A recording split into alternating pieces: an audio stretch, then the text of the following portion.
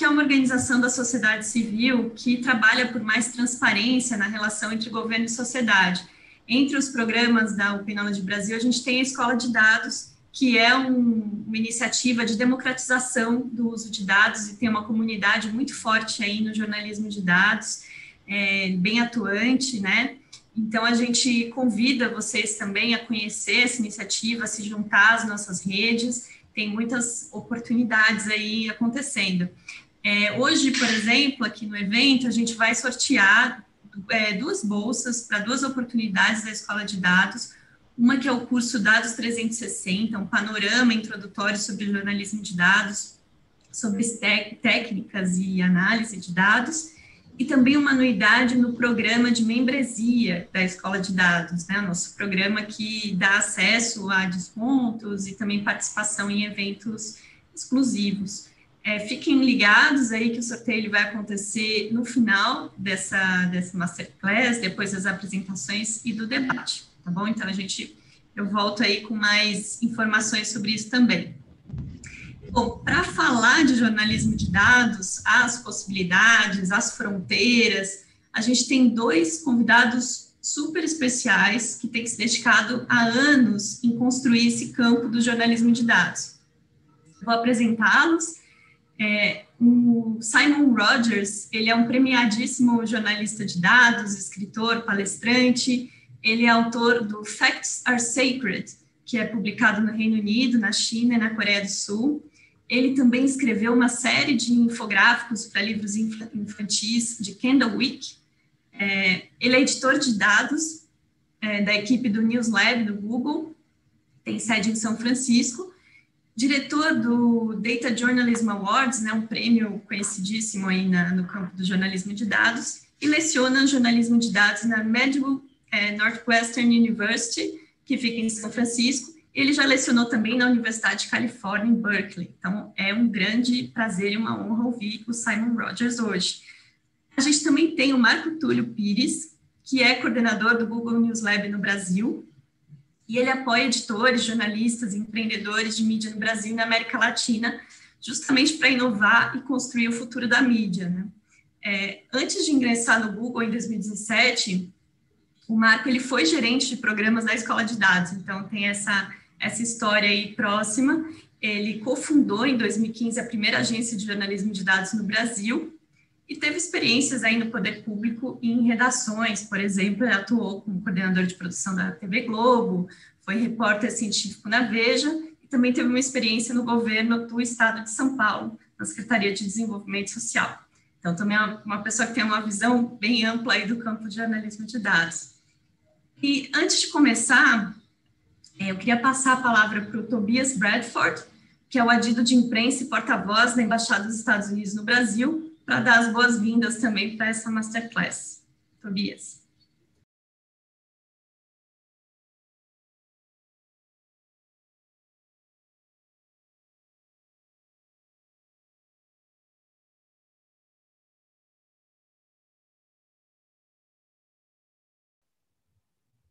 Discussão.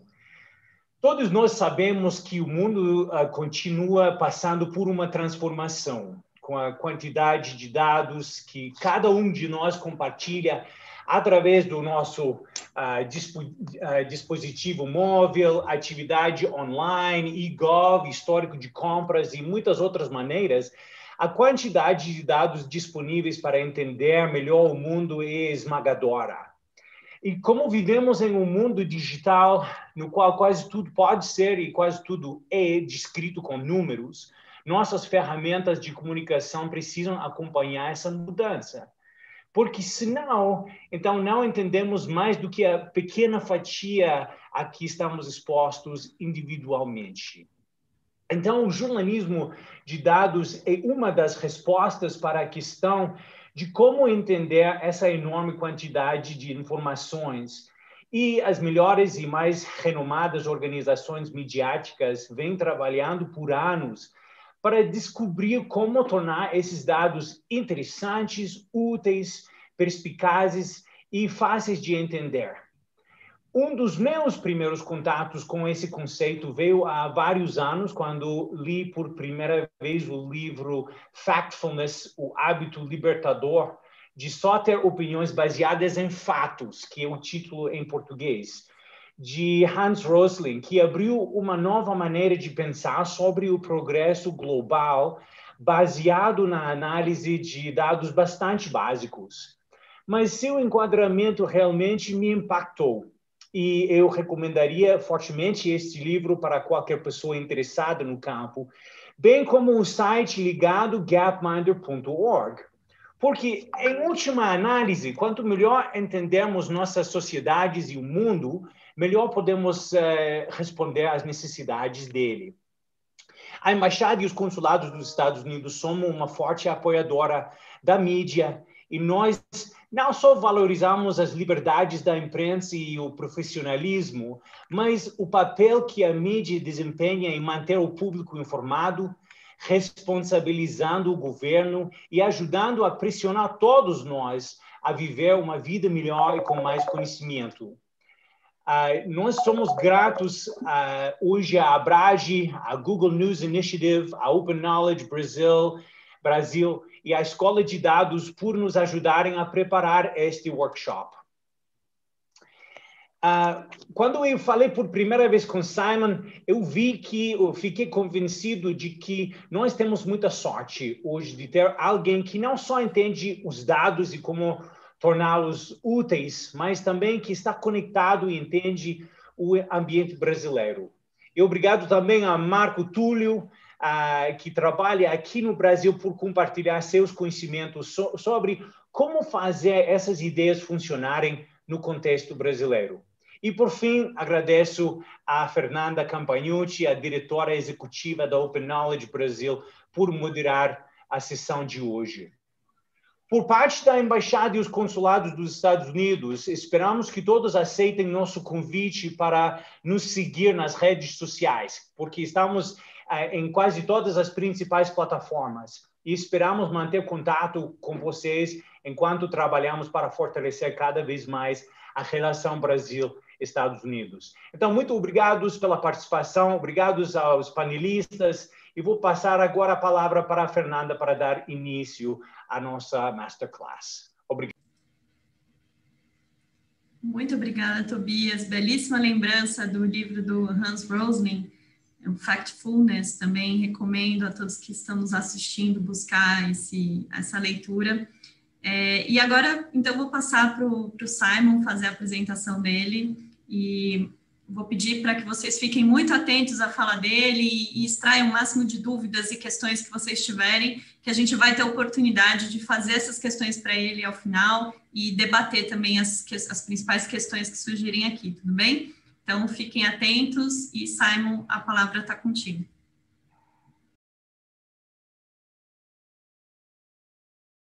Olá a todos, muito obrigado, Fernanda e Tobias, pela oportunidade de compartilhar com todos.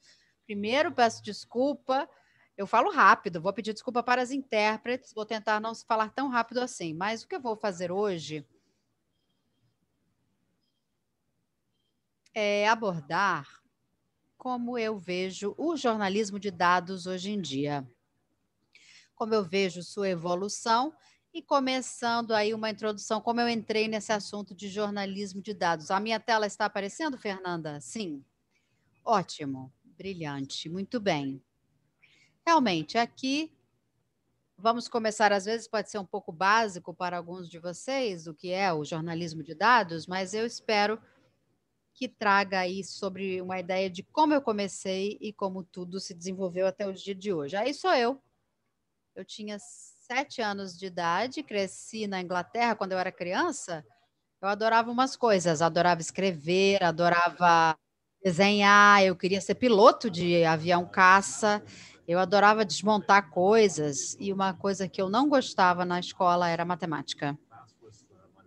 Matemática eu não gostava nada, a minha menos preferida. Na verdade, a minha professora de matemática colocou, dizendo assim, olha, entre aspas, ele se esforça, mas ele não tem muita habilidade natural para a matemática. E daí eu acabei tendo essa carreira estranha em que eu fui trabalhar no The Guardian, em que eu cheguei a ser editor do website de notícias. Também lançamos um data blog, um blog de notícias chamado Data Blog, muito forte nessa área.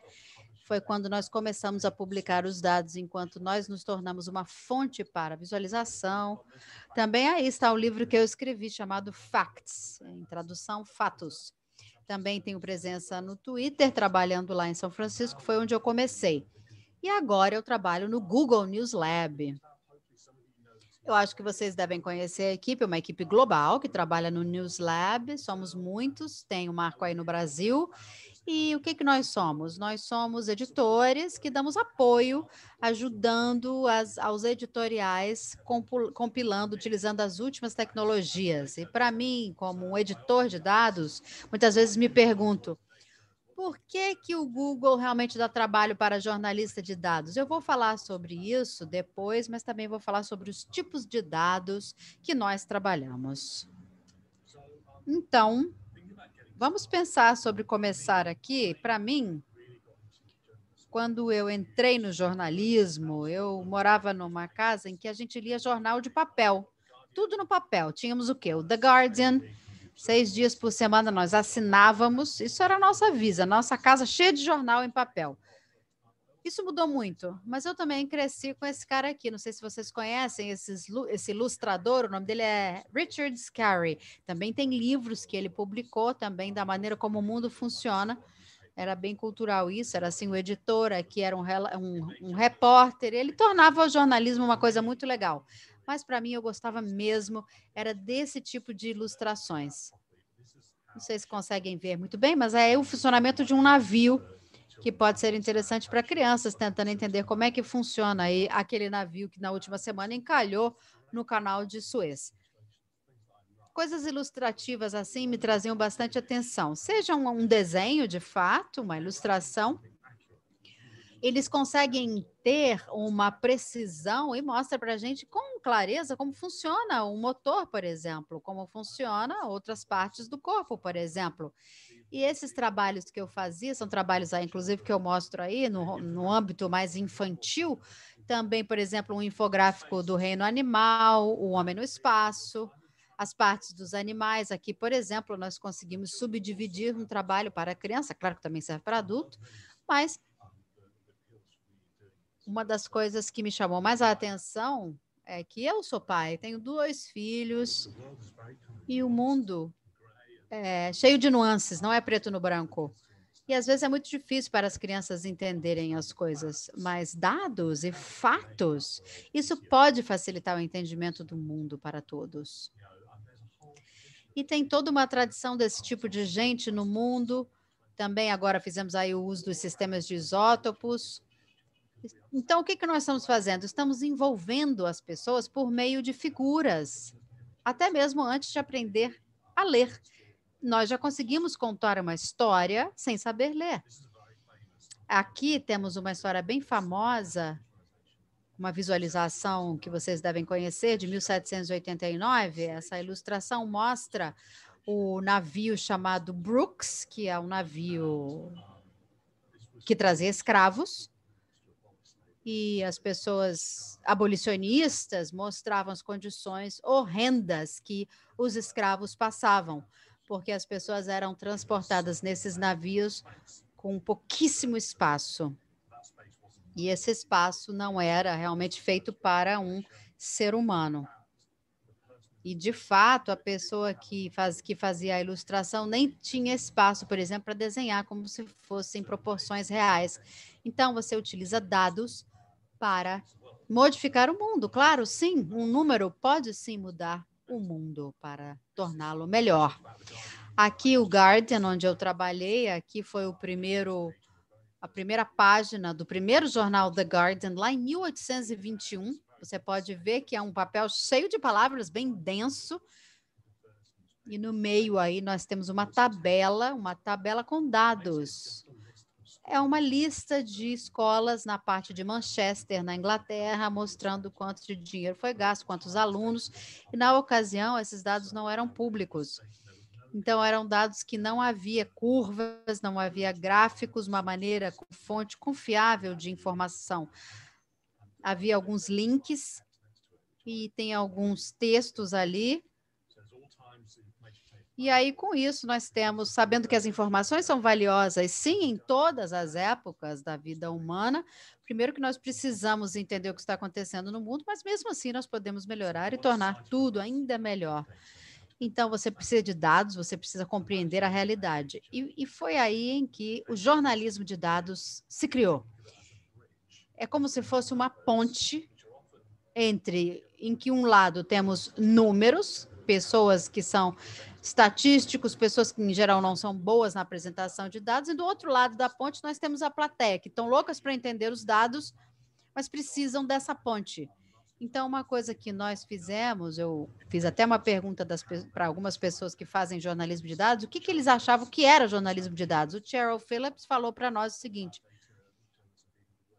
que é uma maneira de alavancar as ferramentas técnicas para tornar o jornalismo melhor, utilizando, claro, a tecnologia também, mas utilizando ferramentas tecnológicas para um jornalismo melhor, trazendo o melhor interesse público com o objetivo de criar mudanças positivas, ou seja, não é só dizer o que está acontecendo, está relacionado com a tentativa de entender realmente o mundo de uma melhor maneira.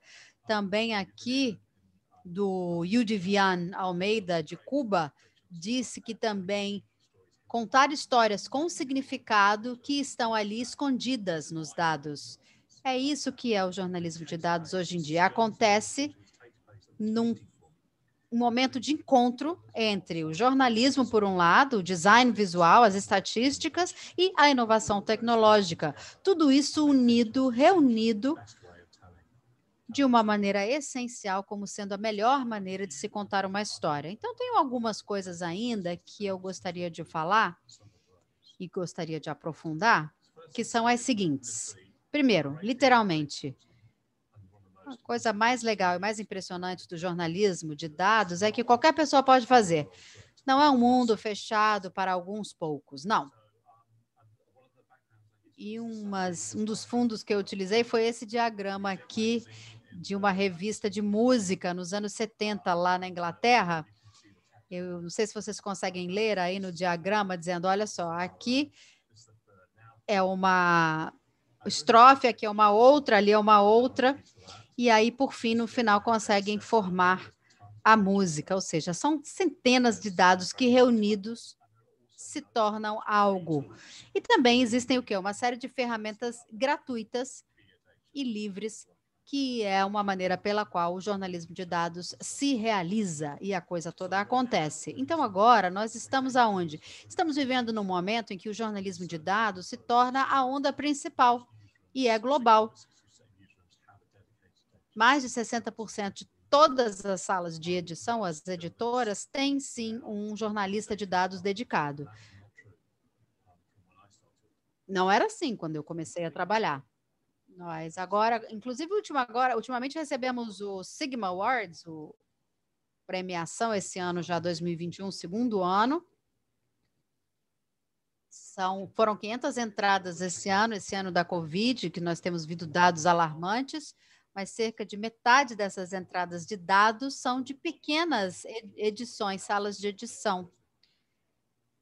E todo ano eu e o Marcos também passamos aí todas essas entradas para produzir uma lista mais reduzida. O que mais me chama a atenção é como todas essas entradas que não vêm dos Estados Unidos, não vêm da Europa, mas vêm do mundo todo, vêm da América Latina, vêm do Brasil, vêm da África, vêm da Ásia, vêm de outras salas de edição também.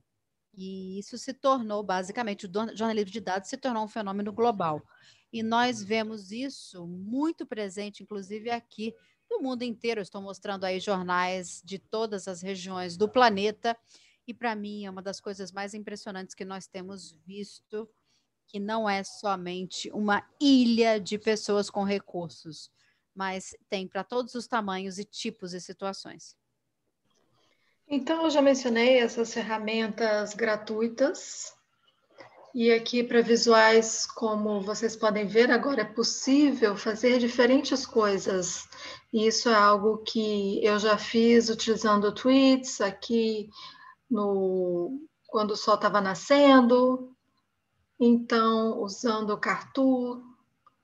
E agora é possível simplesmente fazer esse visual. Vocês próprios podem fazer isso, como o Geico no Reino Unido, do Financial Times. Ele é um coder, um codificador. Então, ele faz a codificação também. É uma das melhores fontes também desse visual do coronavírus, bem no começo da pandemia, com uma análise muito apropriada com o que estava ocorrendo no mundo todo. E uma das coisas também com relação ao jornalismo de dados, não é sobre qualquer tipo de jornalismo na sala de redação, ou seja, não há uma carreira exata. Então, se você é um editor melhor, ou se você é um jornalista, por exemplo, para crimes, você sabe que é diferente, é muito novo com relação ao jornalismo de dados. Então, uma das coisas que nós estamos apoiando são publicações de um manual de jornalismo de dados, e eu recomendo que vocês dêem uma olhada, vocês podem baixar gratuitamente, já está traduzido em vários idiomas, e está disponível também no site do jornalismo europeu. Vocês podem jogar no Google, vocês vão achar. Tem muitos capítulos, pessoas que estão lá e que sabem o que está acontecendo e justamente falam sobre o seu trabalho. E eu acho que é uma forma de ajudar as pessoas para que elas não se sintam tão isoladas. E com relação ao jornalismo de dados,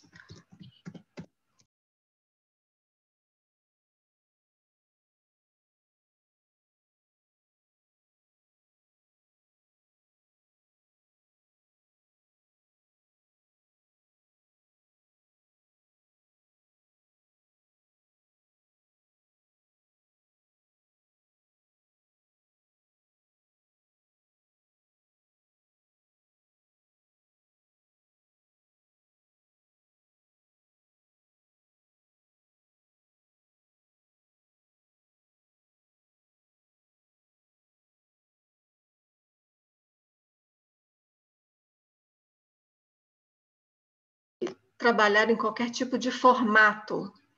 Isso é algo que não existia antes. É uma forma que qualquer pessoa pode entrar e usar e visualizar. Então, nós já vimos alguns exemplos, já mostramos isso usando Flourish, utilizando o que está acontecendo no canal de Suez, mostrando como o navio ficou encalhado e como eles estão tentando resolver a situação. Então, a gente utilizou o Flourish, e aí utilizamos essa ferramenta, e realmente milhares de jornalistas também usam a mesma ferramenta. E aqui é outra ferramenta que nós utilizamos. Estamos vendo as pessoas fazendo mapas que não parecem mapas tradicionais, cartogramas. Você tem pequenas regiões e você pode ajudar. Então, o que essa ferramenta faz, ela pode funcionar, e aqui, por exemplo, é um mapa que chama Tilemaps, também é gratuito, qualquer pessoa pode ter acesso e fazer o seu próprio mapa com isso.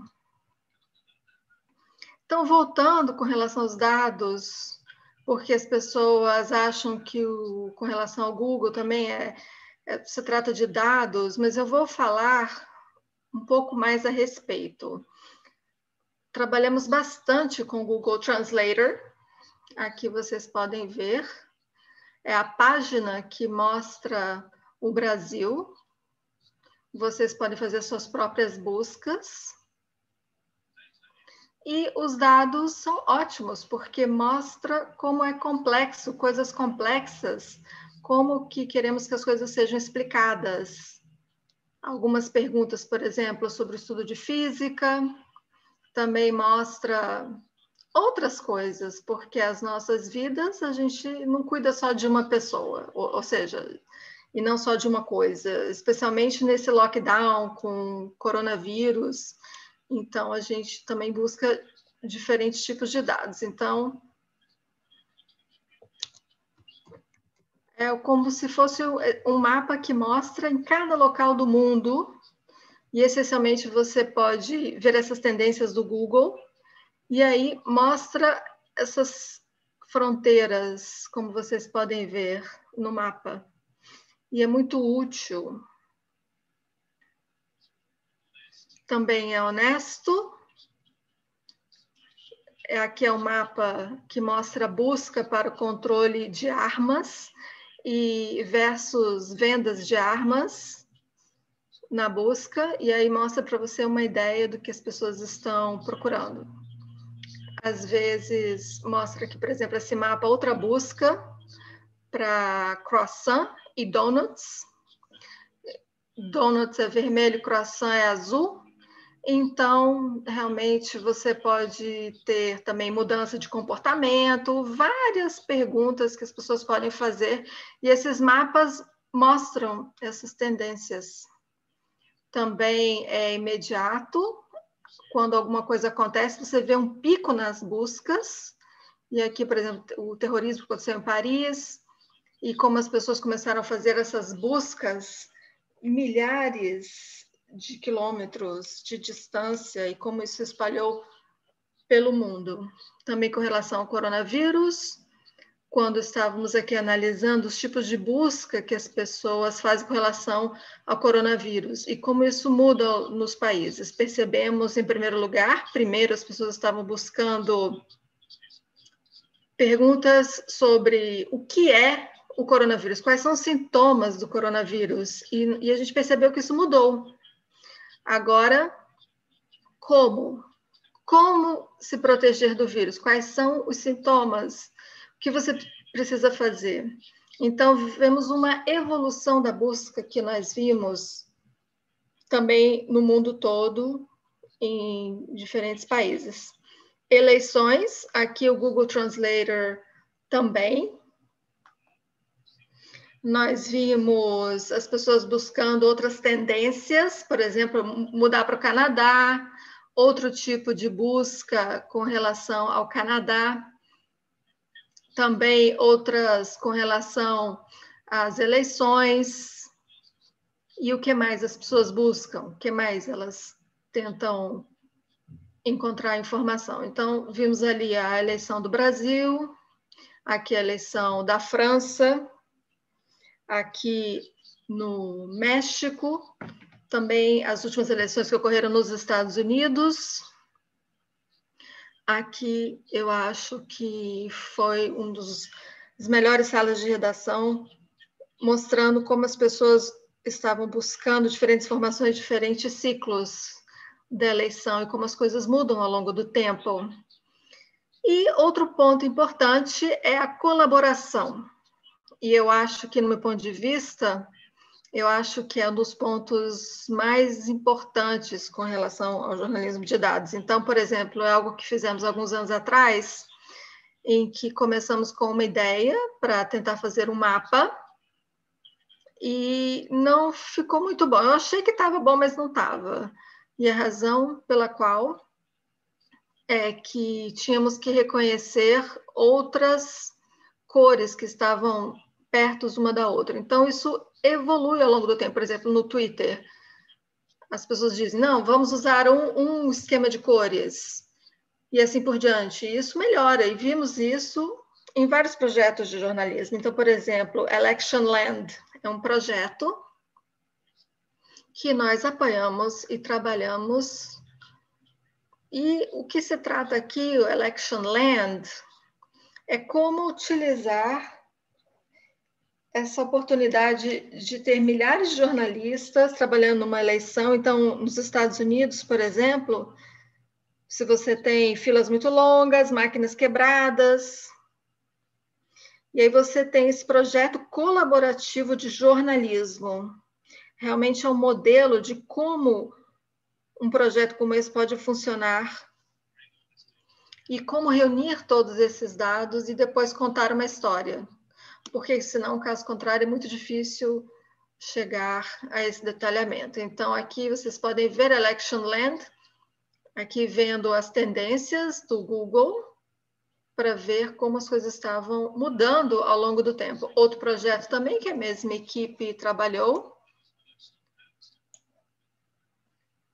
e que já aconteceu há algum tempo, que é a documentação do ódio. Nós tivemos esse aumento de crimes relacionados a ódio a diferentes comunidades e nós queríamos ver como podemos utilizar as notícias do Google. Então, essa ferramenta, ela foi feita recolhendo essas informações do Google. Depois, utilizamos machine learning para verificar que tipo de evento estava ocorrendo. Então, aqui os jornalistas informavam, tínhamos esse conjunto de dados e as pessoas começando a usar o machine learning para fazer isso. E continua evoluindo com a tecnologia. Outra coisa importante também é como tem essa tradição de ser aberta e transparente. O fato de que as pessoas compartilham os dados não é apenas dizer, olha, quão inteligente você é na utilização desses dados, mas simplesmente poder dizer que você pega os dados e faz algo com eles, ou seja, você cria mais jornalismo, justamente abre essas portas. Então, nós já vimos essas notícias no mundo todo, esses veículos de notícias, e as pessoas utilizando essas informações dessa forma. Então, nós fazemos isso também. E falando também, acho que eu vou ficar fora do tempo, mas eu vou tentar terminar. Fernanda, eu estou bem de tempo? Eu acho que você tem 5, 10 minutos. Eu vou tentar não estourar o meu tempo. Então, vamos falar um pouco sobre processo. Eu acho que o processo de ser um jornalista de dados é justamente, se trata do processo. Então, com frequência, as pessoas começam pensando sobre os dados, justamente qual é a notícia e assim por diante. Depois é onde entra o jornalismo de dados, é onde se diferencia. O que você quer fazer? Você vai comparar, mostrar uma mudança ao longo do tempo? Você quer reunir diferentes conjuntos de dados? Ou seja, o que significa esse dado para você? Então, você começa com essas ideias. E aí, você chega no trabalho do jornalismo de dados, ou seja, esses dados estão no formato errado, talvez esse formato PDF às vezes é um problema, você tem que fazer a fusão das células e esse trabalho demora um pouco de tempo. Também tem que recalcular, porque no final eu usei essa palavra aqui, saída, porque o trabalho que você faz, às vezes, parece um pouco da programação, porque, na verdade, o que você está fazendo é pensando sobre a saída, sobre a sua história. E pensando sobre isso bastante. Também falando um pouquinho mais sobre o design, quando as pessoas leem os dados, aí vocês podem ver a visualização, é uma tarefa. Então, você tem que diagramar. E as pessoas podem ver as informações de diferentes formas. Então, 1/3 olha as informações pelo smartphone, na cama. Então, o tamanho da visualização mudou. Então, o nosso trabalho mudou e a gente pensou muito sobre isso quando entrou o telefone celular. Então, nós temos esse trabalho com designers no mundo todo para criar essa visualização. E quando a gente faz isso, há certas condições com relação aos dados. Precisa ser inovador esse trabalho, também precisa ser open source, ou seja, tem que estar aberto para que as outras pessoas utilizem. Então, fizemos alguns projetos, esse daqui é como as pessoas buscam diferentes tipos de alimento. E aqui vocês podem ver a variação de acordo com as estações do ano. Então, por exemplo, aqui é outro projeto que nós fizemos com notícias locais, com a universidade, para criar um mapa do COVID, que poderia ser utilizado em qualquer sala de redação local. Então, no nível local, aqui os Estados Unidos, então aí você pode ver o condado de Michigan, aqui, por exemplo, o Brasil, você também tem uma divisão por regiões, e aí Fizemos outro projeto também, depois da morte do George Floyd. Foi um processo muito longo. Utilizamos vídeos do YouTube online para mostrar esse cronograma também de como ocorreram os protestos. Também a visualização de dados de diferentes formas. Outro projeto aqui com relação ao Brexit, que também foi transformado numa visualização, um histograma. Então, precisamos ver quais são as regras relacionadas à visualização virtual. Por exemplo, se as pessoas estão doentes, ou seja, elas precisam encontrar uma forma para ver. Então, aqui vocês veem os exemplos. Trabalhamos com Accurate, também, como vocês podem ver, com a nossa equipe, para essa visualização, aqui vocês podem ver, para criar algo que depois você pode colocar num ambiente, como naquele exemplo ali. Também coisas como visualização de dados de diferentes formas. Temos essa ferramenta que chama Morph, e aí você pode criar novos tipos de visualização. Também eu recomendo outra ferramenta que transforma os dados em ruídos e sons. Também com Data Gift, representando os dados, porque podem ser compartilhados muito facilmente. E você pode mostrar isso em qualquer plataforma. E as pessoas estão ficando cada vez mais sofisticadas na criação de Data Gift. Também nós temos outra ferramenta que vocês podem utilizar, o Peanut Butter, para dar esse exemplo aqui, utilizando uma, duas ou três coisas, e aí cria essa diferenciação na visualização. Então, para terminar, alguns projetos com El Universal, no México, para utilizar Machine Learning, onde estavam ocorrendo os homicídios e não estavam sendo reportados. E aí você tem as informações do governo, também com Machine Learning, quais eram os artigos relevantes com relação a esses crimes, e aqui para depois fazer esse mapeamento destes casos, para ver onde estavam as mortes, onde estavam as lacunas com relação às informações e com relação aos relatórios sobre os homicídios. Seria impossível sem Machine Learning.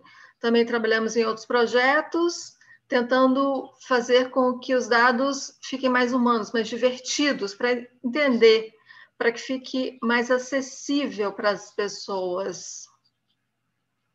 E aqui vocês podem ver essa visualização para diferentes coisas que nós buscamos em diferentes países. E há várias pessoas fazendo isso também no mundo todo.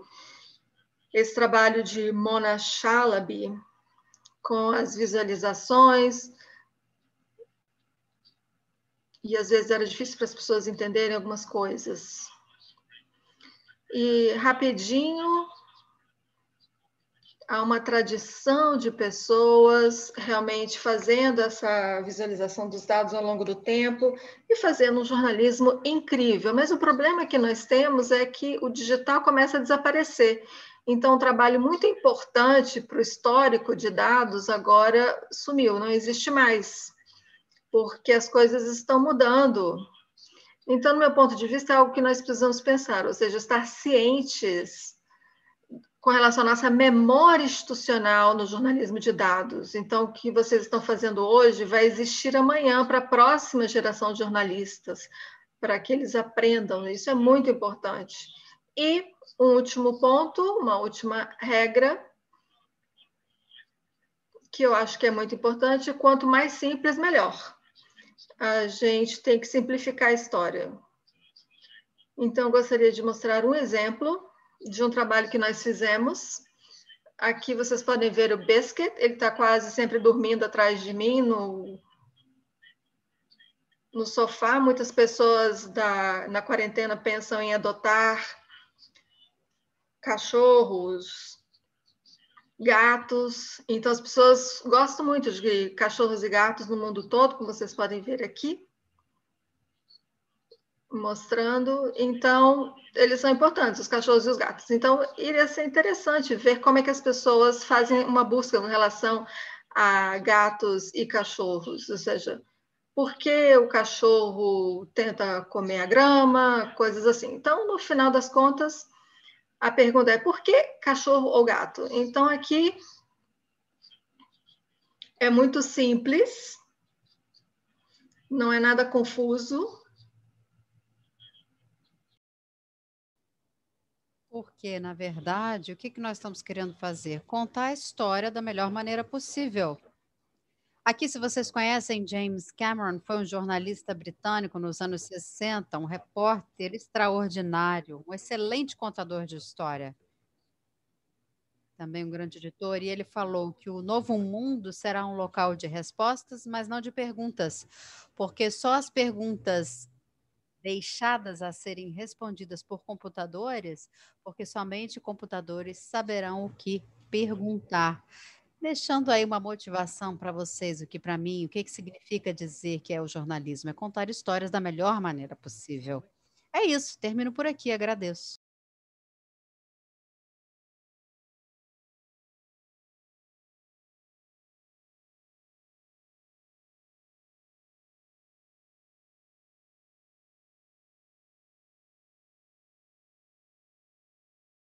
Jornalistas, mas eu vou passar a palavra agora para o Marco Túlio, para ele dar a sua aula também, fazer a sua palestra, e no final a gente faz a sessão de debates.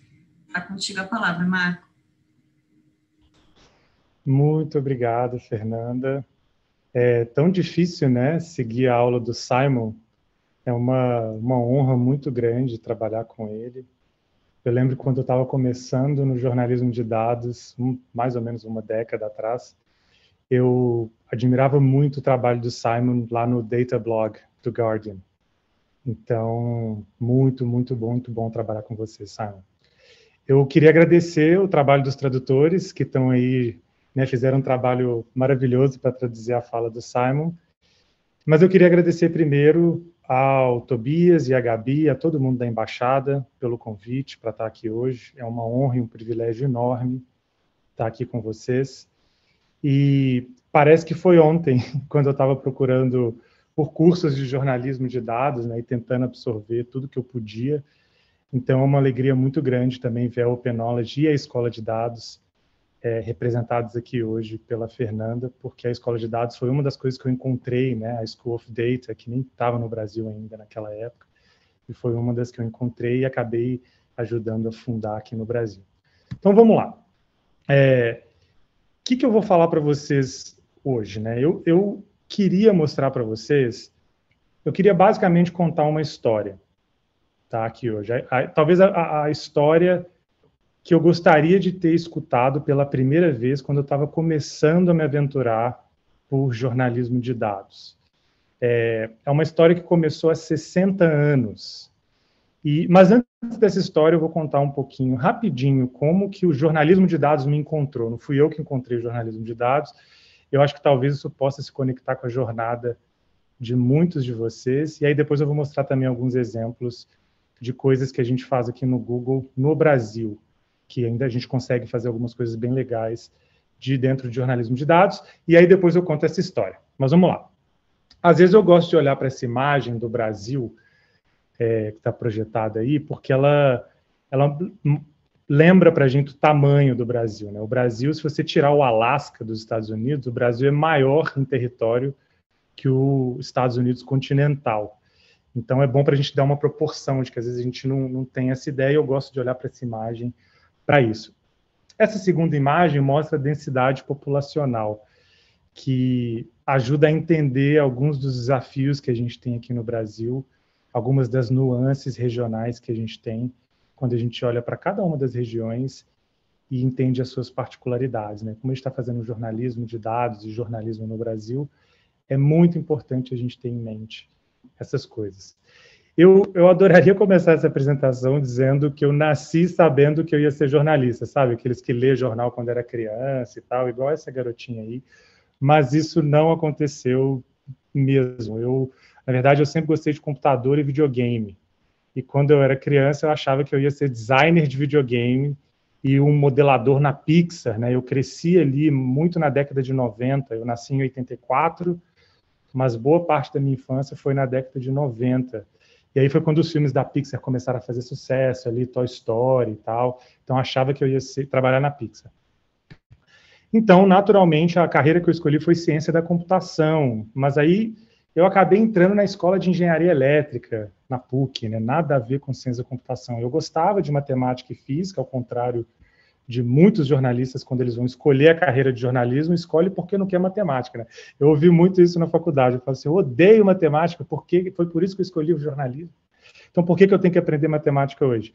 Mas eu não curtia muito essa ideia de passar o resto da vida projetando rede de transmissão e fazendo usina hidrelétrica. Então, eu larguei tudo e foi quando eu tive um dos maiores privilégios da minha vida, que foi trancar o curso de engenharia e eu fui morar um semestre nos Estados Unidos. Eu tinha 19 anos e entrei num programa que os Estados Unidos têm, que é muito legal, que é o Work and Travel, que é trabalhar e estudar, que você pode conhecer o país, aprender a língua, conhecer outras pessoas. Então, sou muito grato ao meu pai por ter proporcionado isso para mim, essa oportunidade. Eu viajei, trabalhei, mas eu paguei a viagem toda de volta com o trabalho que eu fiz lá nos Estados Unidos. Mas foi muito bom. Quando eu voltei, eu larguei o curso de engenharia, cancelei minha matrícula e fui fazer comunicação social na UFMG. Um beijão para todo mundo de Belo Horizonte, de BH, minha terra linda, querida que está aí. E eu até acabei trabalhando com edição de vídeo na UFMG, na TV UFMG, lá. E aí eu consegui um estágio na Rede Globo, na Globo Minas. Beijão para todo mundo da Globo Minas também, que foi uma escola excelente, sensacional. Fui trabalhar com coordenação de telejornais, então ficava com essas telas, assim, aquela central de controle doidona e tal. Fiz até umas matérias, assim, trabalhei com produção também, umas matérias de câmera escondida, assim, que a gente vê no telejornal, nos bastidores. Algumas, lá atrás, eu tinha feito algumas também, algumas dessas câmeras escondidas. Mas eu mudei para São Paulo, fui trabalhar na Veja, virei repórter de ciência, como a Fernanda falou no início, entrevistei várias pessoas legais, inclusive esse cara que está aí, o Elon Musk, conversei com ele em 2011, se não me engano, e você acaba conversando com muita gente interessante, quando você faz reportariado de ciência, né, com mentes brilhantes. Eu não conversei com Einstein, mas adoraria ter conversado com ele. Cobri muito astronomia, fiz muitas coisas legais na área de tecnologia também, mas foi quando eu conheci esse cara aqui. Esse cara se chama Aaron Pilhofer. Ele foi um dos faróis, assim, ele é uma das referências mundiais no jornalismo de dados. Eu estava no Editora Abril, e foi ele que me mostrou que existiam outras pessoas que também gostavam de jornalismo de dados naquela época. Foi ele que me apontou caminhos. Ele teve uma generosidade infinita para falar com um foquinha, né, um iniciante na sua carreira de jornalismo ali, para apontar caminhos, o que eu devia fazer para conhecer mais pessoas. Hoje eu tenho o privilégio de tocar projetos com o Aaron também no Google, então é sensacional. E depois que eu voltei dos Estados Unidos, que eu fui fazer jornalismo e tal, fui estudar fora de novo, eu acabei fundando a Escola de Dados no Brasil com amigos, aqui também. Isso é uma foto do nosso primeiro Summer Camp em 2014. Fundei uma startup fracassada de jornalismo de dados, chamada Jornalismo Mais, em São Paulo, e depois fui trabalhar no Google. Então, assim, não foi bem uma carreira meio organizada, né? Então, comecei ali no FMG e na PUC, passei pela Globo e pela Veja, trabalhei no estado de São Paulo também, tentei ONG, tentei startup e acabei no Google a partir de 2017. O ponto aqui, sendo que, se tem uma coisa que ficou, que eu gostaria que vocês levassem dessa experiência, é que eu sempre fui tentando me aproximar dos meus interesses principais. Então, eu sempre gostei muito de videogame, computadores e coisas relacionadas ali na minha infância, mas eu não fui trabalhar na Pixar, nem fui trabalhar como engenharia. Eu acabei indo para uma área de jornalismo, mas eu levei o computador comigo e fui avançando nessa direção cada vez mais, né? Então, isso hoje, né, cada vez mais que eu me aproximo desses interesses, com paixão, isso acaba levando a gente a locais que a gente não vê hoje com muita clareza, mas são lugares que a gente acaba fazendo o que a gente gosta, e isso que é importante. Eu acabei na Google News Initiative, que hoje é essa organização que tem vários times. Eu trabalho no Google News Lab, que o Simon já falou um pouco sobre, e a gente faz muitas coisas de jornalismo de dados muito legais no Brasil, a começar pelo apoio que a gente pode dar para a Escola de Dados. A gente apoia a maior conferência de jornalismo de dados no Brasil, que é o CODA, que começou lá em 2015, e aí a gente fez uma outra, começou em 2016, na verdade, aí pudemos apoiar uma edição de 2017, depois em 2018, 2019, enfim, cresceu para uma comunidade incrível de jornalistas e pesquisadores que gostam de dados públicos e pesquisa de métodos digitais e jornalismo de dados. Quem não conhece, precisa conhecer o CODA, é o lugar principal para se discutir jornalismo de dados hoje. A gente também trabalha muito com Google Trends, então a gente faz hubs de eleições com dados e momentos importantes no Brasil também. Na eleição presidencial, a gente fez uma sala digital com a Rede Bandeirantes para poder mostrar o que as pessoas estavam buscando durante o debate presidencial. Então, foi a primeira vez que a gente fez essa experiência no Brasil e foi muito legal ter trazido essa informação com dados para a televisão brasileira. E trouxemos painéis também, enfim. A gente toca outros projetos que vão para a web, como esse Na Busca do Candidato, que é da esquerda, que também trouxe insights de Google Trends das eleições de 2018, e mais recentemente a gente fez um projeto muito legal também com a Lupa, chamado No Epicentro, que mostrava o impacto da pandemia ao seu redor, se você estivesse visualizando isso num mapa com as pessoas. Então, quem não conhece, só digitar No Epicentro no Google, um trabalho muito legal, premiado, ganhou a maior premiação da Sociedade de Design de Jornalismo, e a gente tem muito orgulho de ter feito parte do projeto. O Simon participou também, com o Alberto Cairo, o Menegatti, o Vinícius, o Tiago, a equipe da Lupa com a Natália, enfim, o Gilberto, uma galera que participou e foi bem legal. Mas, assim, eu vim... Por que a gente está falando de jornalismo de dados, né? Então, como é que a gente fala de jornalismo de dados? Jornalismo não é jornalismo, né? Você deveria investir esse seu tempo em jornalismo de dados? Que diferença vai fazer na sua vida? Por que o Brasil precisa de jornalistas de dados? Vamos descobrir junto, que aí eu queria contar essa história para vocês, que eu acho que é a história que eu gostaria que tivessem me contado quando eu estava começando.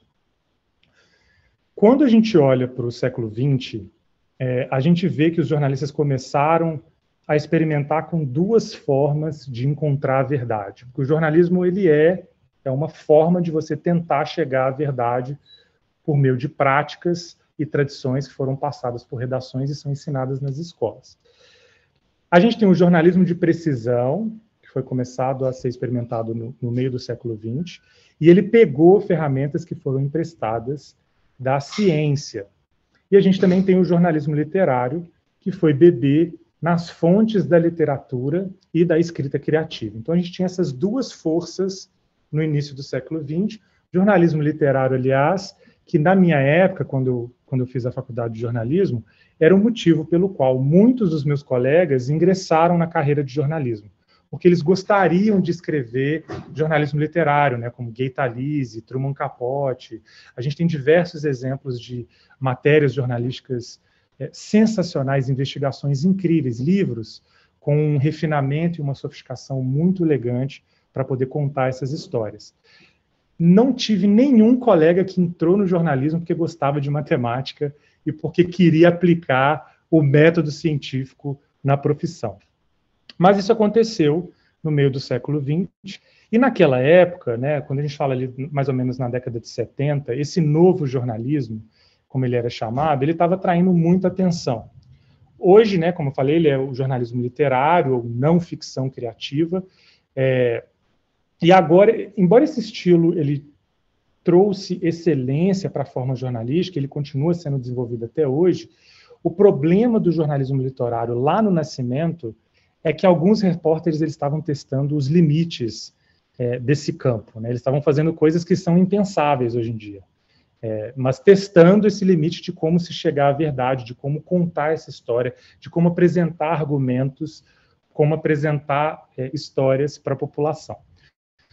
Vou dar 3 exemplos que são esse teste de limite, e aí depois eu vou falar um pouco do outro lado, do que aconteceu com o jornalismo de precisão, e aí a gente vai chegar no jornalismo de dados que a gente vê hoje. Esses 3 exemplos começam com uma repórter chamada Gail Sheehan. Ela escreveu uma matéria para a revista New York, nos anos 70, em que ela descrevia com detalhes a história de uma prostituta chamada Red Pants, ou Short Vermelho. Acontece que a Red Pants, essa personagem, ela nunca existiu.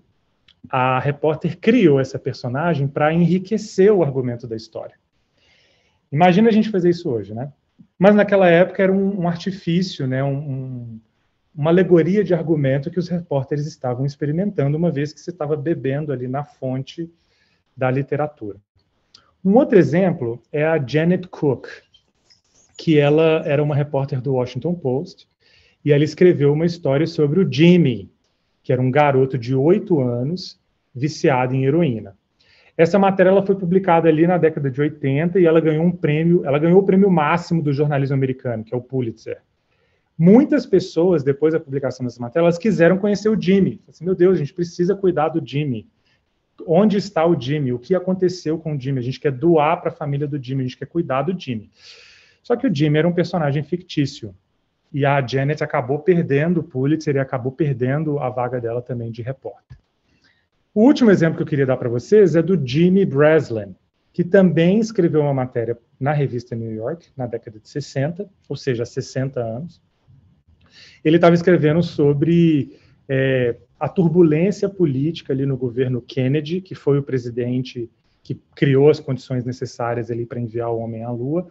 E o ponto mais importante da matéria do Jimmy era que alguns estudantes tinham incendiado e destruído um prédio que havia sido de militares anteriormente. Então, havia uma motivação política, uma tensão entre estudantes e militares que justificava aquele ato. Só que nada disso aconteceu. Os estudantes incendiaram um prédio, é verdade, mas o prédio era uma academia de ginástica e ele não tinha nada a ver, né, esse ato não teve nada a ver com o clima político da época. Então, esses exemplos que eu estou dando, eles foram escolhidos a dedo, né? Tem muitos outros exemplos bons do jornalismo literário, mas esses exemplos aqui foram escolhidos a dedo para mostrar esses limites que estavam sendo testados quando o jornalismo literário estava nascendo. E aí a gente muda, ao mesmo tempo que o jornalismo literário estava acontecendo na década de 70, 60 ali, a gente tem o método científico sendo trazido para o jornalismo. O método científico, ele é o que serve de base para muito do que a gente chama de jornalismo de dados hoje em dia, né? Não tem uma definição muito clara do que é o jornalismo de dados hoje, mas a gente tem algumas fontes onde a gente consegue pegar onde que ele começou a ser aplicado com metodologia dentro de redações. E o método científico, como vocês sabem, ele é um método usado há séculos por cientistas para encontrar a verdade. Na verdade, para diminuir a dúvida e aumentar a confiança sobre modelos que a gente usa para descrever a realidade. Isso é muito parecido com o que jornalistas de dados fazem hoje. Diminuir a dúvida e aumentar a confiança sobre os modelos que a gente usa hoje para descrever a realidade. Talvez não explicado nesses termos, está muito sisudo, né? Muito técnico. Mas, da mesma forma que o método científico ajudou os cientistas há séculos a desenvolver a ciência, ali na década de 60, o método científico estava às vésperas de mudar a forma como a gente fazia jornalismo. Foi mais ou menos na mesma época em que essas histórias do jornalismo literário que eu dei aconteciam. Tinha um outro grupo de jornalistas que queria levar o jornalismo mais para o lado da ciência. E aí um dos primeiros exemplos que eu gostaria de dar é esse exemplo aqui dos protestos sobre a segregação racial em Detroit, no fim da década de 60, mais ou menos ali em 1967. Uma equipe de jornalistas do Detroit Free Press, que é o jornal lá da cidade de Detroit, esse pessoal foi enviado para investigar o que estava acontecendo. Mas eles estavam mais preocupados com o que ia acontecer depois, né, esses jornalistas. Eles estavam se perguntando por que esse protesto aconteceu. Na época, existiam muitos especialistas, entre aspas, que estavam dizendo que eles sabiam por que esses protestos estavam acontecendo, mas o nível de certeza era muito baixo. Então, a gente tinha pessoas que estavam dando pitacos ali, estavam dizendo por que estava acontecendo esses protestos de segregação racial em Detroit, que gerou uma revolta muito grande, destruição de propriedades e tal.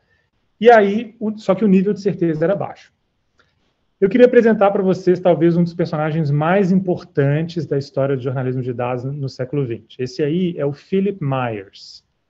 Ele é considerado um dos pais do jornalismo de dados, como a gente conhece hoje. Tá? Como o Simon falou, usar dados no jornalismo, isso acontece já desde o século XIX. A gente já tem séculos aí de dados sendo usados no jornalismo. Mas o Philip Myers, ele tinha acabado de passar um ano em Harvard.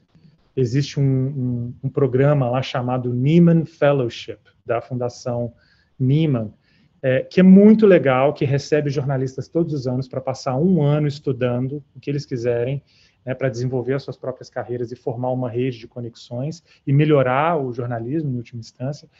Então, o Philip Myers, a gente tem jornalistas consagrados aqui no Brasil que passaram pelo Fellowship do Nieman, esse mesmo que o Philip Myers passou. O Rosenthal Alves, que está no Knight Center hoje, é um exemplo. O Fernando Rodrigues, do Poder 360, é outro. E a gente tem outros também.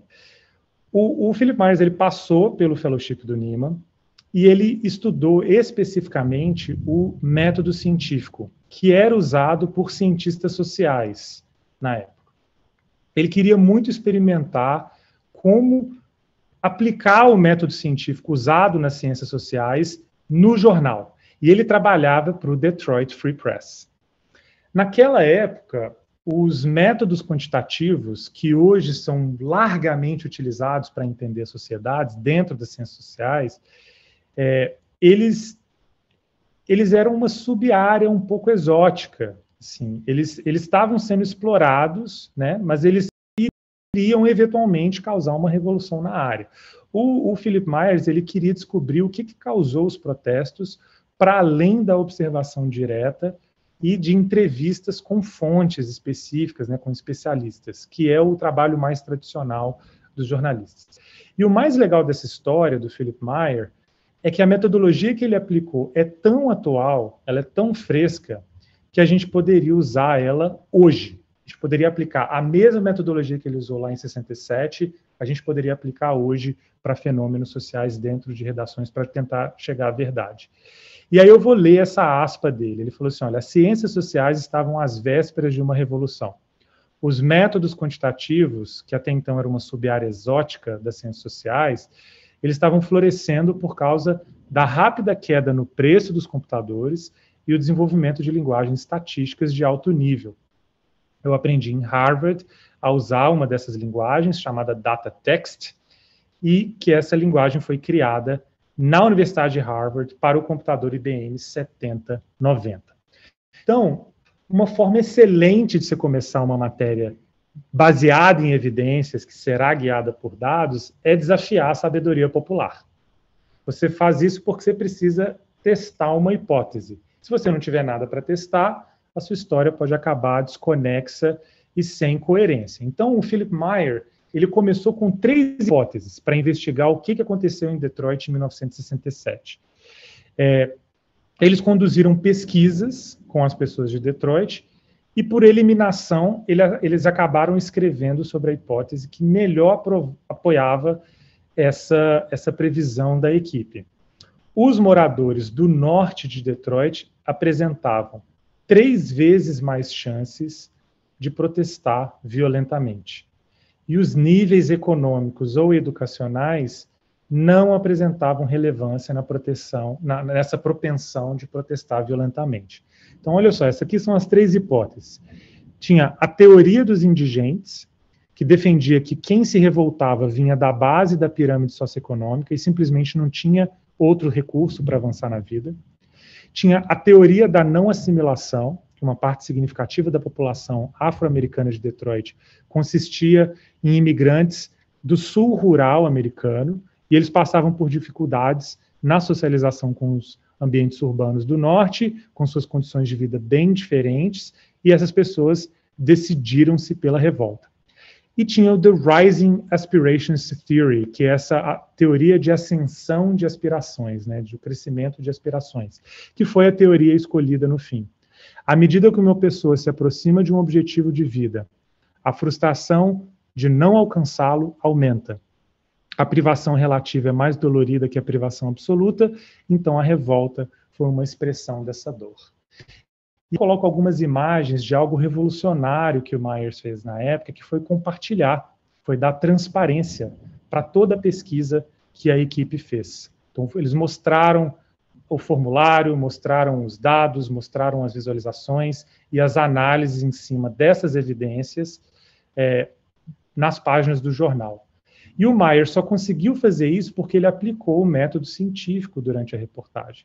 Ele usou métodos quantitativos com a ajuda de um computador, e isso foi um passo importante, porque trouxe um nível de precisão para o jornalismo que até então não tinha precedentes. E aí isso foi chamado, à época, e se transformou num livro, de jornalismo de precisão. E o próprio Myers conta tudo isso no livro que ele escreveu, que chama Precision Journalism, A Reporter's Introduction to Social Science Methods, que é jornalismo de precisão, uma introdução dos métodos de ciências sociais para repórteres. E aí, infelizmente, esse livro não foi traduzido para o português.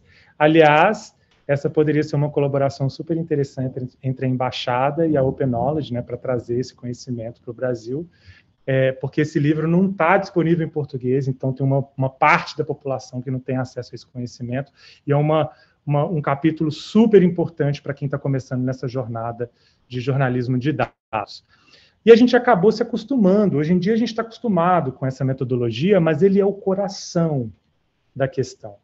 Quando a gente quer buscar a verdade, ou a gente tem uma hipótese que precisa ser testada, a gente, na verdade, o que a gente está fazendo é usar a ciência para ajudar a tirar conclusões que vão além da dúvida razoável.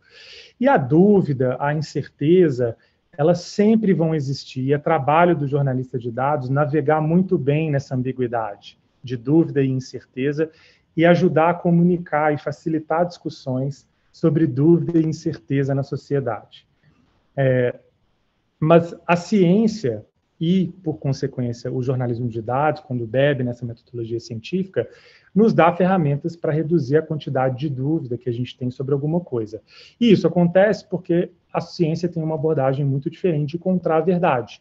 Ela começa com essa hipótese que você, logo de cara, já assume que está errada. E você vai desenvolvendo testes para ver se essa sua hipótese de fato está errada ou se ela consegue ultrapassar o teste, né, o tempo, né, e fica de pé. Então, quanto mais testes diferentes a sua hipótese passar, mais você consegue aumentar o nível de confiança dela. É uma abordagem honesta porque você não assume que está certo desde o início. E muito importante, os resultados precisam ser verificados, né? E a ciência dá um método de testar a validade dessas hipóteses, ao mesmo tempo que também dá uma série de ferramentas para a gente fazer correções e versões melhores. Isso acontece na ciência o tempo inteiro e vem acontecendo cada vez mais. Por exemplo, quando os jornalistas anunciaram que uma partícula havia ultrapassado a velocidade da luz, ali em 2011, se não me engano, um outro grupo analisou esses dados e descobriu que, na verdade, eles tiveram um problema no equipamento do experimento. Um outro exemplo foi quando a NASA disse que o arsênio poderia substituir o fósforo como um dos tijolos fundamentais da vida, ali que compõe o DNA. E aí, se isso fosse verdade, isso quer dizer que a vida poderia tomar formas muito malucas em planetas muito diferentes, porque a gente busca por vida com sinalizadores específicos, né? E o arsênio entrando na jogada, isso mudaria tudo. Mas aí, quando outras pessoas foram analisar os dados que foram compartilhados pela NASA, eles descobriram que a matemática estava um pouco errada, então eles mudaram a conclusão, publicaram uma correção depois, né? Existem muitos bons exemplos, né, de ciência bem feita, né? A gente teve o bóson de Higgs, que também é chamado de partícula Deus, que ele foi confirmado em experimento por dois grupos independentes, e até algumas previsões do Einstein que ele fez há 100 anos, ou há mais de 100 anos, foram confirmadas recentemente. Então, por isso a importância de hipótese, né? O método científico, a versão simplificada dele aí, é essa coisa de observação, formular uma pergunta, depois formular uma hipótese, previsão, testar e análise, né? No jornalismo de dados, a gente faz mais ou menos a mesma coisa até a etapa da análise, né? Em pesquisa científica, depois da análise vem uma revisão externa, né, a replicação dos resultados em outros lugares, o compartilhamento de dados, e isso é muito importante. E aí eu queria trazer aqui a matriz do fluxo de trabalho com dados que foi desenvolvido pela Escola de Dados, né? Esse fluxo foi compilado pela Escola de Dados há alguns anos e ela passa por modificações o tempo inteiro, né? Esse fluxo vai mudando, dependendo da equipe, ele começa por outro lugar, mas ele ajuda a dar um norte para a gente de como que a gente pode organizar o nosso trabalho com dados, se você está querendo começar, né? Não existe uma única forma de trabalhar com dados, mas ele acaba, né, esse fluxo aí acaba te ajudando. Então, a gente define o problema, define a nossa hipótese, né? A gente encontra os dados que vão ajudar a explicar ou testar essa hipótese. Depois a gente adquire esses dados, né? Se a gente precisa fazer um pedido de lei de acesso à informação, ou a gente precisa raspar esses dados, baixar essas bases. A gente faz a verificação, confere a metodologia de captura, confere com outras bases para ver se tem alguma inconsistência, limpa esses dados, depois analisa e apresenta. Tem mais coisas que são envolvidas aí, isso vai e volta o tempo inteiro, mas acaba organizando um pouco o trabalho para a gente. Grande parte dos jornalistas que trabalham com dados, eles acabam usando uma versão desse fluxo, mesmo aqueles que não conhecem a escola de dados, né? Isso é porque essa matriz, ela foi inspirada no método científico, né? E aí eu queria trazer aqui alguns exemplos brasileiros, poucos, que eu estou vendo aqui que a produção já me disse que o nosso tempo está se esgotando, mas eu vou trazer alguns exemplos que estão dentro do prêmio Cláudio Weber Abramo de Jornalismo de Dados, que é um prêmio que é capitaneado e liderado pela Escola de Dados, inspirado num prêmio global de jornalismo de dados que o Simon falou na apresentação dele, que a Escola de Dados trouxe para o Brasil, e é um celeiro de exemplos bons de jornalismo de dados que eu convido todos vocês a acessarem para se inspirarem. O que é o bom jornalismo de dados que está sendo feito no Brasil hoje? Então, todo mundo pode acessar aí prêmio.jornalismodedados.org e vai ver muita coisa legal lá. O primeiro que eu trouxe aqui foi um exemplo do Nexo, chamado Cálculo de uma Tragédia. É uma visualização do Nexo muito poderosa. O Nexo é um jornal brasileiro, uma startup, começou há alguns, acho que 5 anos, mais ou menos, 5 ou 6 anos, e está voando, produzindo conteúdo de altíssima qualidade, um dos veículos mais premiados também internacionalmente que a gente tem hoje, dessa nova safra, e eles produziram uma visualização super legal para explicar, de um jeito muito fácil, como é que a gente visualiza a cronologia dessa tragédia que está sendo a pandemia no Brasil, e eles fizeram isso com até 100 mil mortos. A gente passa hoje aí dos 300 mil, infelizmente, mas essa visualização é um recurso extremamente poderoso, tem uma história que está sendo contada ali, e houve um trabalho muito sofisticado por trás até chegar a essa visualização, que passa por aquela matriz do trabalho com dados e da investigação e do levantamento de hipóteses que a gente vem falando aqui até agora. Então, um trabalho muito legal. Acessem o Nexo, nexojornal.com.br, procurem lá o Cálculo de uma Tragédia. Se puderem, acessem a sua escola, ou se puderem, assinem o Nexo, apoiem o jornalismo de qualidade no Brasil. O próximo exemplo que eu queria trazer é um exemplo da Repórter Brasil, que é uma ONG de jornalismo investigativo incrível, também, que faz um trabalho de altíssima qualidade no Brasil, e eles trouxeram uma novidade sobre o derramamento de lama que ocorreu em Minas Gerais, ali com Vale do Rio Doce, Samarco, em 2 ocasiões separadas, mas o que eles trouxeram foi muito diferente. Eles fizeram o seguinte: eles pegaram os dados de risco de rompimento de barragem e colocaram num mapa para você poder identificar se você mora numa área que tem um risco razoável, um risco não negativo, né, ou um risco positivo, de poder sofrer ali com algum rompimento.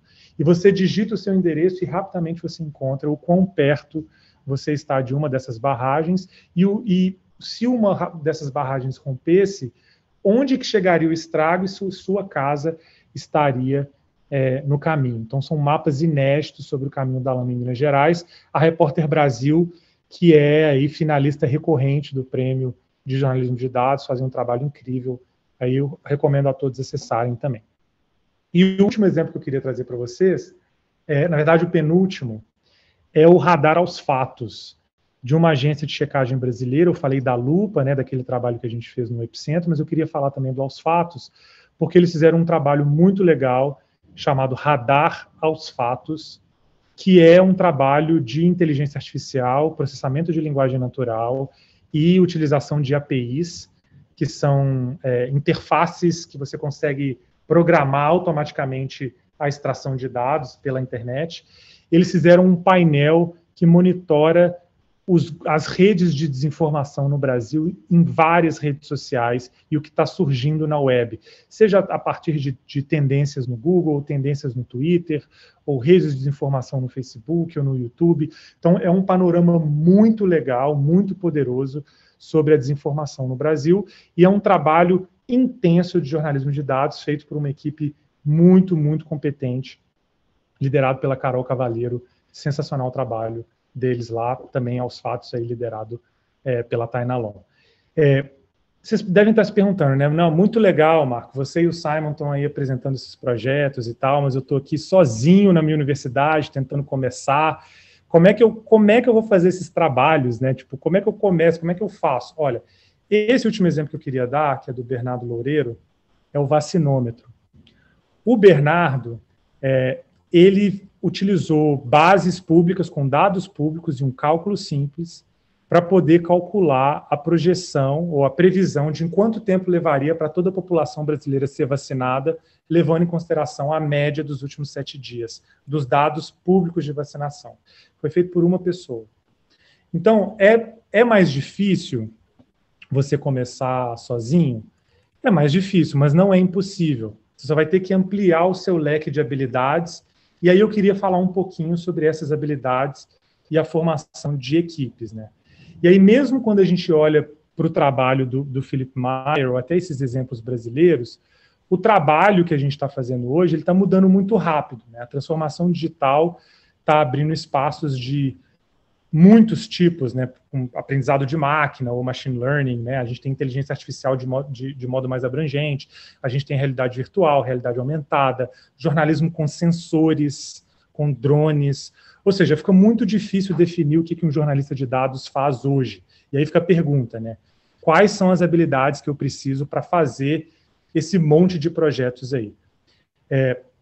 Não existe resposta certa ou errada, tá? A não ser que você vai trabalhar com base de dados, né? No mínimo, você vai precisar entender um pouco de matemática, né? A matemática ali de redação que a gente fala, que é saber adição, subtração, divisão e multiplicação. Talvez um pouquinho de estatística também, mas ali até a página 12 do livro de Introdução à Estatística. E você vai precisar também usar um processador de planilhas. Dizem que o melhor processador de planilhas é o Google Planilhas, tá? Depois vocês me contam se é verdade ou não. Mas o jornalismo de dados, ele pode ser muito mais que matemática e planilhas, né? Hoje, os jornalistas de dados, eles estão vindo da engenharia, do design gráfico, da ciência da computação, das ciências sociais, da biologia. E isso acontece porque eles estão trazendo essas habilidades que normalmente não são ensinadas nas escolas de jornalismo, mas são extremamente importantes para fazer um bom jornalismo hoje. Não só jornalismo de dados, bom jornalismo.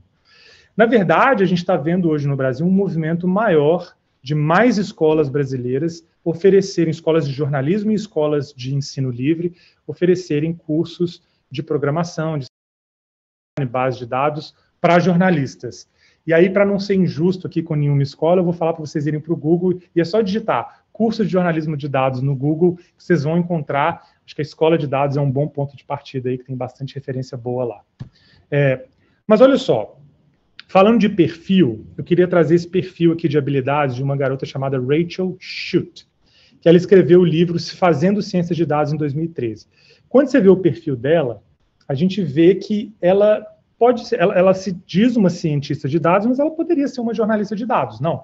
Ela tem habilidade em visualização de dados, ela sabe um pouco de machine learning, matemática, ela é muito boa em estatística, ela sabe um pouco de ciência da computação, ela manja um pouco de comunicação, e ela é especialista em alguma área. Esse especialista em alguma área pode ser alguma coisa tipo, eu sei editar vídeo, ou eu sei encoding, alguma coisa assim. Isso não significa que você deva ser como a Rachel. Ninguém tem todas as habilidades, né? A gente pode até adicionar mais categorias ali. O importante é encontrar outras pessoas que vão complementar o seu trabalho e montar essas equipes contigo. Esse é mais ou menos o meu perfil. eu tenho algum conhecimento ali bom de ciência da computação, né, de comunicação também, um pouco de visualização de dados. Se a gente for olhar para a Sandra, ela é uma especialista em visualização de dados, e se a gente for juntar todo mundo, a gente vê que a união de habilidades e perfis é que faz a força de um projeto em jornalismo de dados, né? Como as coisas mudam muito rapidamente, esse é o desafio. Você precisa formar uma equipe boa e flexível. Até 2 pessoas conseguem fazer coisas incríveis, né? Fazer jornalismo de dados bom, como eu disse, sozinho é mais difícil, porque você vai precisar gastar mais tempo aprendendo habilidades que vão te dar mais autonomia. Você vai precisar desenvolver para a web, fazer um pouquinho de visualização. Então, não é impossível, mas dá para fazer. Eu acho que um bom caminho, onde vocês podem começar também, é acessar o Fórum de Jornalismo de Dados, que é administrado pela Escola de Dados e Abrage, né? Tem o fórum.jornalismodedados.org, qualquer iniciante é bem-vindo a postar, né? Pergunta sobre o grupo no Telegram, tem um grupo no Telegram onde vários jornalistas se encontram para falar sobre jornalismo de dados, o próprio grupo da Escola de Dados é lá. Falei que tem uns cursos da Escola de Dados também, no escoladedados.org, tem vários tutoriais super legais, que já dão links para outras referências bibliográficas, então é um excelente ponto de partida. A gente também tem a nossa central de treinamento no Google, vocês podem acessar com g.co/treinamento GNI, com diversos conteúdos feitos por jornalistas. Eu sei que é feito por jornalistas, porque algum dos cursos lá fui eu que escrevi. Então tá garantido que não é feito por robô, não é feito por inteligência artificial, são jornalistas mesmos que fizeram para jornalistas, e inclusive tem uma trilha de jornalismo de dados. Então pode acessar lá g.co/treinamento GNI. E aí, né? O que você deveria fazer no fim das contas? Qual caminho seguir? Eu acho que, independentemente do que você vai escolher, eu tenho uma sugestão que deve se aplicar para todo mundo que está começando no jornalismo de dados. E eu gostaria muito que tivessem me dado essa sugestão lá no início, porque foi um dos caminhos que eu persegui e me deu um poder enorme, que é aprender com pensamento computacional. Pensamento computacional é só um nome estribado, tá, gente? Estribado em Minas Gerais é chique, é sofisticado, é enfeitado, né? É só um nome estribado para que eu não tenha que dizer que vocês têm que aprender como conversar com computadores, tá? É a ideia de que os computadores eles são melhores que os humanos em muitas tarefas muito específicas, como contar, ordenar, gravar, buscar, né? Isso tudo, eles são muito, muito, muito, muito rápidos. Gente, os computadores são muito rápidos para fazer essas coisas. Agora, se você vai aprender como transformar suas hipóteses jornalísticas em problemas e etapas que o computador pode te ajudar a resolver, você vai ter superpoderes.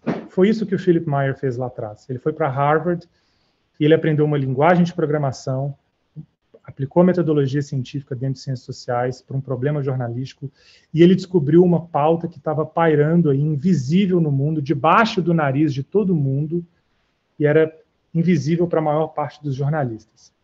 A gente precisa de mais jornalistas que consigam falar essa língua dos computadores, porque as nossas sociedades estão se tornando cada vez mais digitais. E sim, eu estou falando isso só para a galera que curte trabalhar com dados, né? Vai ter sempre espaço para o jornalista que não quer se aventurar por isso, né? Vai ter o bom jornalismo bem apurado, bem produzido, bem apresentado, ele sempre vai existir. Ele não necessariamente precisa de uma base de dados.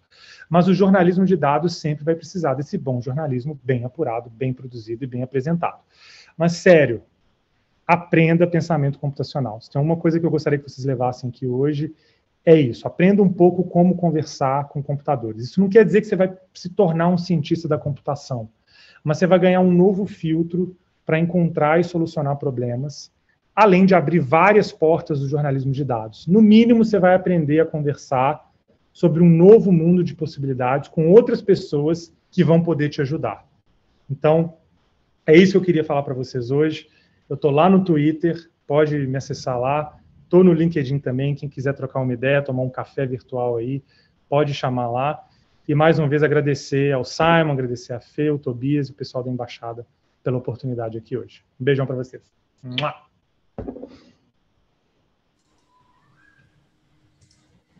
Marco, sensacional a sua fala, acho que abriu uma seara aí de possibilidades de questões e de dúvidas aqui que o pessoal você já respondeu muitas das questões que o pessoal foi colocando aqui ao longo da conversa, e é muito interessante isso, né, de pensar as trajetórias. Acho que muita gente aqui se questiona como é que eu vou chegar lá, né, o pessoal que está começando.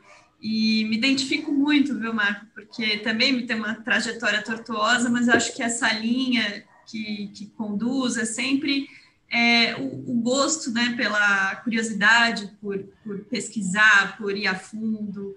Eu também quase entrei na engenharia e depois acabei indo para o jornalismo, mas nunca larguei mesmo essa dimensão, né, de a gente buscar entrevistar os dados e buscar informação e encontrar informação, né? E não necessariamente em redações, né, porque você mostrou exemplos da Repórter Brasil, que é uma ONG, nós mesmo na Open Knowledge estamos o tempo todo fazendo relatórios. Hoje, por exemplo, saiu na Globo uma reportagem que a gente fez, um levantamento que a gente fez sobre a questão da vacinação indígena, né? Então, a gente pegou uma base de dados gigantesca, que tinha lá os 11 milhões de vacinados no Brasil, e foi entender como é que estavam os indígenas ali. E a gente tem que sempre se questionar sobre como que aquele dado é produzido, né? Qual que é a história por trás dos dados. Não é só a gente e a base de dados, é toda uma cadeia por trás na produção desses dados. Então, acho que é isso. A gente tem ali, a gente tem muitas possibilidades fora das redações para trabalhar, e eu acho que isso também é uma questão que é muito legal para os estudantes, para quem está começando, ficar atento e abrir a mente para isso, né? E aí, então, quero lembrar, o Marco já falou muito bem sobre todas as possibilidades da escola de dados. Queria lembrar que a gente tem aqui 2 sorteios para quem ficar até o final. Um que é o Dados 360, a gente aborda, inclusive, a questão do pensamento computacional, de que o Marco falou, que é aprender a aprender, né, Marco? Acho que é essa coisa de como que vai atrás ninguém começa sabendo tudo. Acho que a chave é você ter esse raciocínio de como aprender, como descobrir informação e como se conectar com as pessoas. Então, isso tem lá no Dados 360, e tem também o programa de membresia, anuidade, que vai dar uma entrada para o CODA, que o Marco falou também. Aliás, salvem na agenda, de 8 a 13 de novembro, muito provavelmente vai acontecer. Então, Simon e Marco, a gente tem meia hora agora de questões. Eu tentei separar em blocos para a gente fazer algumas rodadas, né? Tentar fazer algumas rodadas. Eu fiz um primeiro bloco aqui sobre perfil, formação e jornada, que o Marco já abordou bastante na segunda fala, mas eu também queria dar a oportunidade para o Simon abordar. Então, desculpe, fiquem muito à vontade para responder ou não individualmente, né, para escolher aquelas que fazem mais sentido para vocês. Então, sobre perfil, formação e jornada, a Júlia perguntou para o Simon como que ele acha que é um perfil de um jornalista de dados, né? O Marco também abordou muito bem isso. A Graciele pergunta dos primeiros passos para começar. Que dicas vocês dariam para quem está querendo começar nesse campo? O Guilherme Ferreira pergunta especificamente sobre a importância das linguagens de programação para o jornalismo de dados, né? De que forma essas linguagens são aplicadas. Uma questão muito frequente também, né? Eu tenho que aprender a programar, e se eu tenho que aprender a programar, qual linguagem eu aprendo? E eu vou trazer aqui também a do Tarcísio Bruno, que o Tarcísio pergunta especificamente sobre jornalismo econômico. Ele diz que se encaixa na categoria de curioso, e se tem alguma ferramenta de jornalismo de dados que seria aplicável a esse campo, né? E aí eu vou trazer, se vocês quiserem, já ao falar dos perfis, abordar o panorama do jornalismo de dados. A Ana Luísa Bertelli, ela pergunta tanto uma avaliação de vocês sobre o jornalismo de dados no Brasil, e se há alguma diferença entre o jornalismo de dados no Brasil e nos Estados Unidos que você enxerguem, que vocês acham que seja importante? Acho que para começar são essas duas questões, então, do formação e perfil e, por um outro lado, um panorama e uma avaliação de vocês sobre os campos nos respectivos países. Fê, você repetiria a primeira pergunta, por favor? Eu não peguei o nome dela. A Júlia, ela perguntou como que é um perfil de um jornalista que trabalha com dados. Tá. Right. So, I mean... Marco, você pode responder também, mas eu acho que eu tenho um pensamento. Bom, trabalhando um pouco já com isso há algum tempo, já está mais ou menos globalizado, mas eu tenho a sensação de como se nós tivéssemos assim 2 tipos de pessoas, pelo menos. Eu já encontrei pessoas que são assim mais os organizadores, são pessoas que querem entender quais são os sistemas na redação, querem colocar os dados dentro de padrões, e um outro tipo de pessoas que gostam mais de fazer design, esse tipo de coisa. Então, para ser honesto, eu acho que, assim, eu não acredito que exista uma série de ferramentas ou que você deveria ter, não. Porque cada um funciona de uma maneira. Claro, você tem gente que tem que saber programar, claro, eu acho ótimo. Mas se você não quiser, não importa. Você pode ser ainda assim um jornalista de dados. Eu acho que o que nós já vimos, temos visto agora, realmente, quando eu estou ensinando jornalismo de dados, eu falo, pense sobre o que é tratar os dados, o que tem de diferente nesse dado. Eu acho que quando você entende isso, é importante, você consegue combinar isso com as suas habilidades de reportagem mesmo. Eu acho que não precisa de grandes coisas, não, nem ter treinamento completo para entrar já em campo, não. Mas não sei, Marco, o que você acha? Concordo muito com o que você disse. Eu acho que, até entrando um pouco na pergunta da Graciele, eu acho que, para quem está começando, o principal é você experimentar. Quando você está num período em que você não sabe muito bem onde que a sua aptidão está, onde que sua vocação está, e você está explorando esse mundo, a minha recomendação é que você tente um pouco de tudo. Que ao longo do caminho você vai descobrir quais são as atividades mais divertidas, as atividades que te dão mais sensação de recompensa, que você se sente mais útil, você sente que o tempo está passando mais rápido. E isso pode variar desde aprender a programar, porque algumas pessoas vão amar esse mundo de aprender a programar e vão passar madrugadas e meses fazendo isso, e vão perder suas namoradas e amigos e tal no processo, ou vão ter pessoas que vão amar essa coisa da visualização, vão amar o lance da pesquisa, vão amar o lance da coordenação das equipes.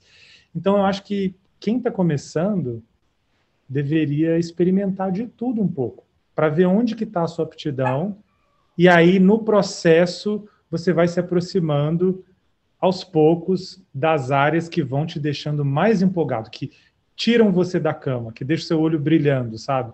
Eu não recomendo você fazer algo porque algo está na moda, né? Está todo mundo dizendo que eu tenho que programar, eu tenho que saber design, Esquece um pouco esse ruído e se aproxima das atividades que você se sente mais apaixonado. São essas atividades que vão, na prática, demonstrar o seu carinho, o seu amor, o seu esforço, e que as pessoas vão ver, elas vão ficar contagiadas por essa energia. Então, o espaço é amplo e você pode começar por qualquer lugar. Mas comece, tente, experimente. E se você não gostar de algo, não force, porque você pode estar perdendo um tempo precioso ali. Marco, e esse experimente não necessariamente é fazendo ou entrando numa redação profissionalmente, é fazendo mesmo, né? A gente tem gente compartilhando seus trabalhos, você mostrou o caso do Bernardo que fez o vacinômetro, ele colocou no blog dele, né? Então acho que tem essa coisa de você fazer e tem código disponível por aí, tem ferramentas que não necessariamente você precisa entrar numa redação dos sonhos para começar, né? Fê, a gente passou daquela época que o Assis Chateaubriand falava, né? Se a gente quer ter opinião, você tem que comprar um jornal, né? A gente acabou. Todo mundo tem uma prensa de Gutenberg no bolso hoje, chamada celular, né? Todo mundo. Então, eu acho que a barreira para você se tornar um comunicador, um jornalista, ela diminuiu muito.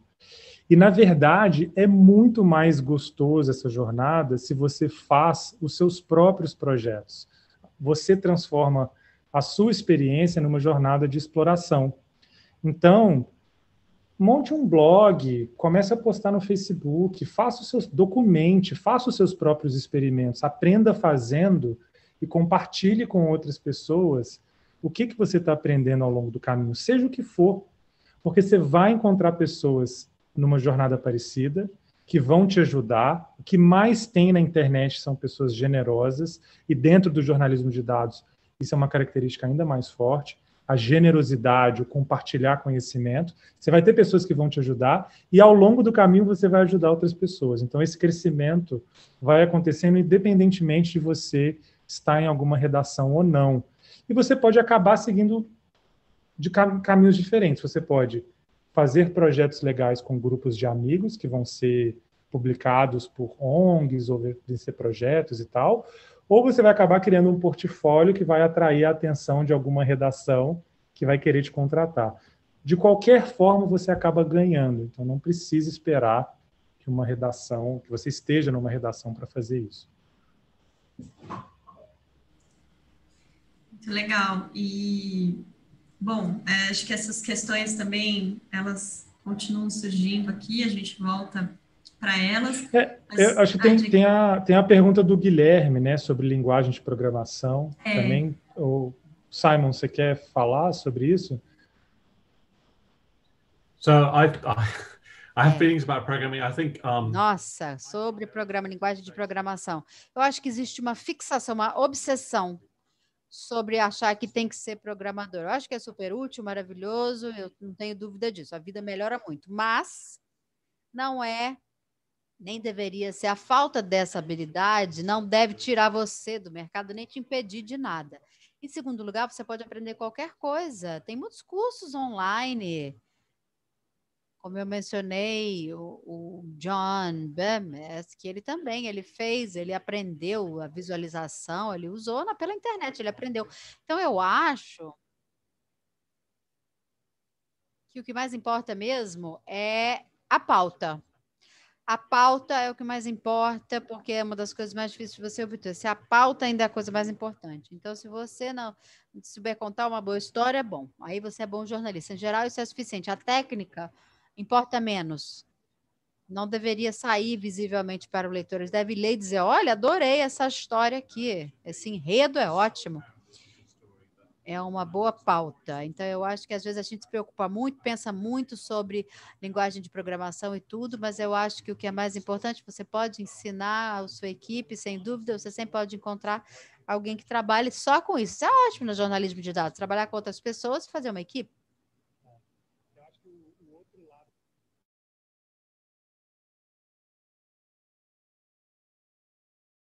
Porque programar não é um imperativo. Você não tem que aprender a programar para fazer bom jornalismo de dados.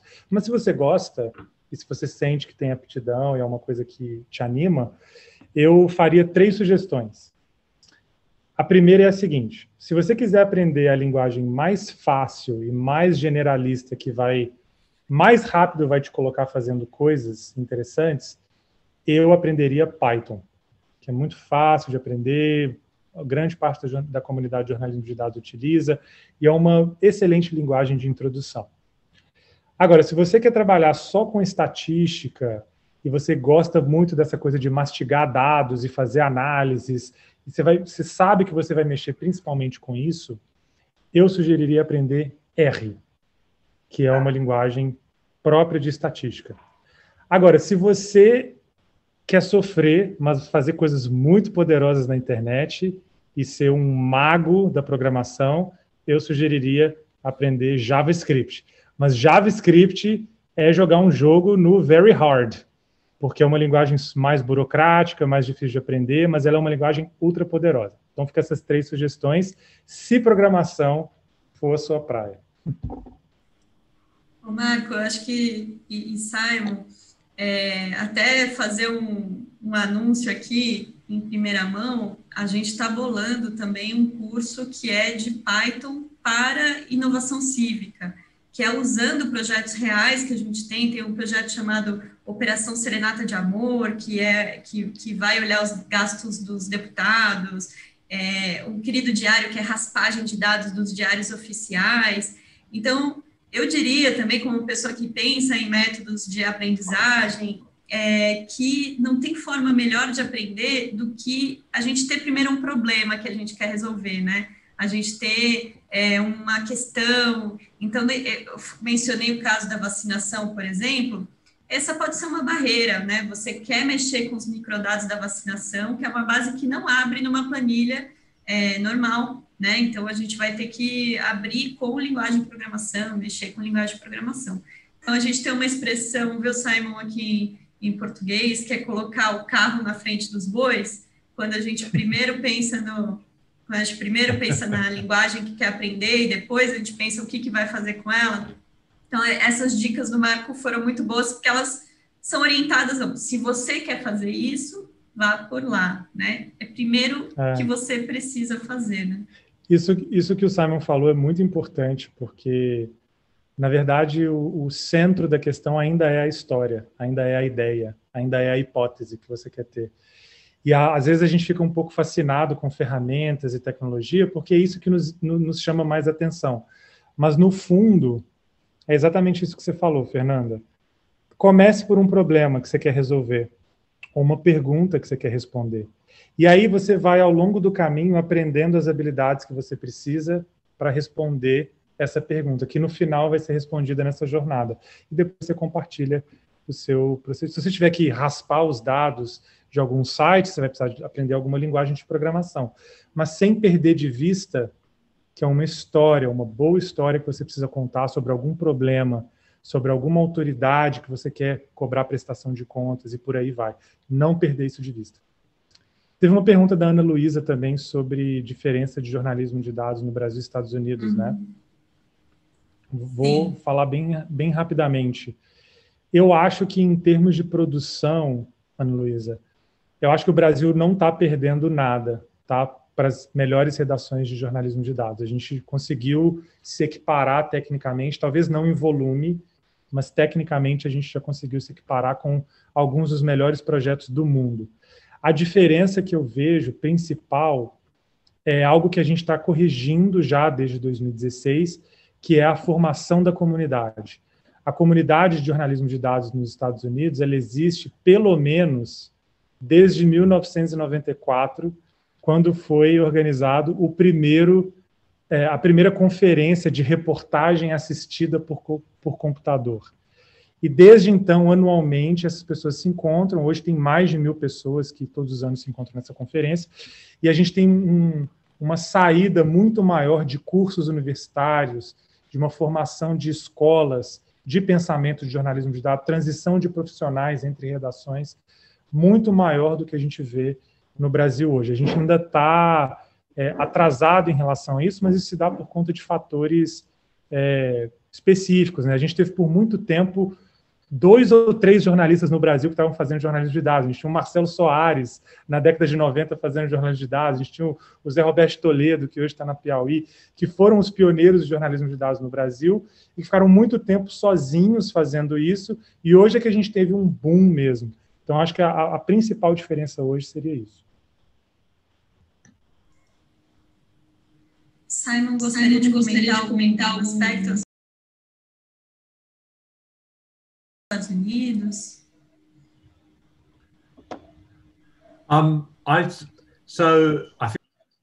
Eu acho que é bastante interessante. Eu acho que o Brasil foi um dos primeiros países, graças também ao trabalho do Marco, Escola de Dados e outros colegas, eu acho que é um dos primeiros países que trabalhando com isso. Eu acho que é um dos países, de fato, que adotou isso mais cedo. Um trabalho muito inovador que está saindo do Brasil. O projeto que o Marco mencionou, a equipe que trabalhou com lupa, é incrível. Depois foi utilizado pelo Washington Post, quase a mesma coisa. mostrando justamente quão global e poderoso é. E eu também percebi, Marco, você me corrige, mas a importância do trabalho investigativo, esse trabalho feito nessa área de jornalismo investigativo. Então, acho que tem esse peso que realmente é muito forte, que vocês devem se orgulhar bastante.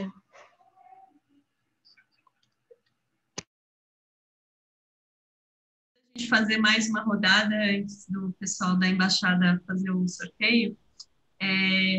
Tem algumas questões aqui sobre, eu diria que é um bloco sobre confiança nos dados, né? O Marco falou sobre um projeto que lidou com desinformação, né? E o Caio Fernandes pergunta como se pode usar o jornalismo de dados para evitar fake news, porque a gente tem dados sendo deturpados e interferindo em democracias, em eleições presidenciais pelo mundo. A Cláudia, ela faz uma pergunta sobre como garantir a fiabilidade dos dados. Acho que essa pergunta tem várias questões por trás também, mas se vocês puderem falar um pouco sobre a confiança que se pode ter ou não nos dados. E a Roberta... Sim? Yeah, I could talk a little bit about... Eu posso falar um pouquinho com relação à desinformação, mas também sobre a importância de dados públicos. Então, agora, a gente tem acesso a dados públicos, mas não era assim. E os governos agora são mais transparentes com relação a isso. Entretanto, a gente sabe como alguns países no mundo estão andando para trás com relação a isso. E isso tem que ser protegido para que a gente, por exemplo, nos Estados Unidos, com relação aos dados do coronavírus, tivemos o projeto de rastrear os dados do coronavírus porque os dados oficiais não eram confiáveis. Então, os dados precisam ser protegidos e acesso aos dados também protegidos, e os jornalistas têm um papel muito importante. Você quer contar histórias com relação aos dados, então você precisa disso. Então, por um lado, a gente tem isso, por outro lado, estar ciente de que isso pode desaparecer em qualquer minuto. E também, com relação à desinformação, e atualmente, por conta do Google, uma das coisas que nós vimos, as pessoas utilizando o Google para verificar essas informações desencontradas. Você pode ver se uma história desinformada aumentou o pico, aí você vê a tendência no Google. E aí o Marcos também trabalhou bastante com relação a isso. E eu estou vendo mais redações também trabalhando com isso.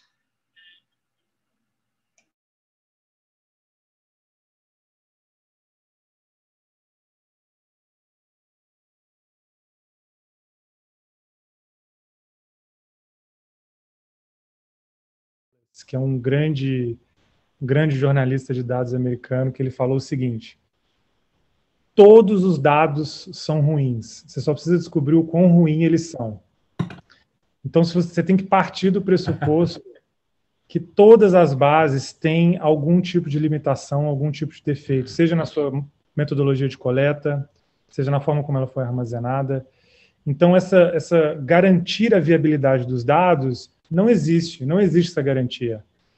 A gente precisa entender quais são as suas limitações e trabalhar com essas limitações de forma transparente e com honestidade intelectual, né? A gente não pode tratar os dados como se fosse uma panaceia, como se fosse algo que vai resolver todos os problemas da humanidade, e se você tem uma base de dados, você tem um broche ali que fala assim: acredite em mim, eu tenho uma base de dados, né? A base de dados não vai te dar mais credibilidade simplesmente por ser uma base de dados.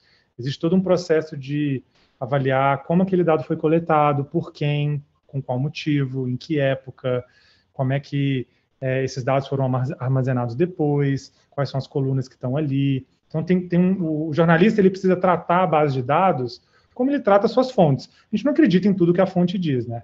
a gente faz um trabalho ali de verificação das nossas fontes também. A gente tem que fazer as mesmas coisas com os dados para a gente diminuir a incerteza, porque garantia de certeza nunca vai existir. E aí eu acho que essa pergunta do Caio, que fala sobre como é que a gente pode usar o jornalismo de dados para evitar fake news, eu tenho arrepios quando eu escuto esse termo, porque o fake news é um termo que trabalha contra o jornalismo, né? É utilizado por pessoas para minar a confiança do jornalismo. Ele não significa absolutamente nada, tá, gente? Fake news pode ser usado para dizer eu discordo de você, portanto, o que você está fazendo é fake news. Então, quando a gente fala de conteúdo desinformativo, conteúdo fraudulento, conteúdo enganoso, ou conteúdo tirado de contexto, a gente está falando de alfabetização midiática, né? A gente está falando da forma como as pessoas se apropriam do conteúdo que chega até elas. E a gente está falando também da forma como as próprias redações apresentam esse conteúdo e quais são os sinais de qualidade que a gente dá quando a gente vai apresentar esse conteúdo, né? Se a gente tem política de correção ou não e tal. Então, enfim, essa conversa sobre fake news é uma conversa que dá outra aula para a gente poder discutir sobre isso, né? Mas eu acho que, assim, a gente tem que, como jornalista, naturalmente, a gente está sempre questionando, né? A gente está sempre duvidando. E essa dúvida saudável, ela tem que permanecer também dentro do jornalismo de dados. O jornalismo de dados não cria uma zona de conforto em que a gente pode parar de fazer essas perguntas. Pelo contrário, é uma zona mais sensível ainda, porque qualquer erro pode ser catastrófico. Ele pode, inclusive, acabar com a sua reputação, se você não tomar cuidado, né, na sua metodologia, nos passos que você segue, para você poder apresentar aquela investigação que você está fazendo. Então, é importante que a gente tenha mais trabalhos que sejam guiados por dados e baseados em evidências, para que a gente aumente, na média, a qualidade do conteúdo que está circulando, porque a gente está falando disso, né, de circulação de conteúdo bom ou ruim. Então, a gente tem que ajudar na inundação de conteúdo bom, e tem coalizões no Brasil que estão fazendo isso, né? A gente tem um Comprova no Brasil, que é uma coalizão formada por quase 30 veículos de imprensa, ou mais de 30 veículos de imprensa, liderada pela Abrage, para combater a desinformação que segue por aí, mas é um desafio enorme, porque o agente desinformativo demora 5 minutos para pegar uma foto e criar um texto fictício. O checador demora 8 horas para verificar as bases e verificar aquele conteúdo. Então, quem que já sai perdendo nessa disputa, né? Então, a gente tem uma luta aí muito grande para combater conteúdo desinformativo, e o jornalismo de dados ajuda nisso, mas não é uma bala de prata, não é uma fórmula mágica. Marco, eu tenho falado também sobre a importância, cada vez mais, de a gente fazer não só jornalismo de dados, mas jornalismo sobre os dados. Acho que nessa questão da Covid, a gente teve muitos exemplos do jornalismo mostrando as falhas nas bases de dados, as lacunas de informação. Por exemplo, não tinha dados sobre raça, cor, e isso ajuda a produção do dado a melhorar também, a qualidade do dado melhorar na ponta, né? Com certeza. Com certeza. Acho que tinha alguém que disse também que transparência é o novo preto, né? Transparency is the new black. Que a gente passou muito tempo nas redações não abrindo as nossas metodologias, e hoje a gente tem bons exemplos de redações que estão abrindo cada vez mais o como, né? Abrindo a cozinha para mostrar como que os dados foram coletados, né? Se houve algum erro, como é que foi o processo de análise. Eu acho que essa transparência de metodologia é o que hoje vai ajudar a resgatar a credibilidade do jornalismo diante do ruído que a gente tem, né? Porque todo mundo pode produzir um jornal hoje, né? Você coloca um site bonitinho ali, parece que é um jornal de credibilidade, mas são poucos os veículos que têm capacidade de dar transparência para a sua metodologia. Porque os jornais sérios fazem isso. As publicações não sérias não fazem isso, né? Então elas não têm o que dizer sobre a metodologia. Então, existe toda uma discussão sobre o resgate da credibilidade, dele começar na transparência de metodologia no jornalismo, que é também uma herança aí do método científico, né, que os cientistas estão acostumados a compartilhar os dados e metodologias entre si.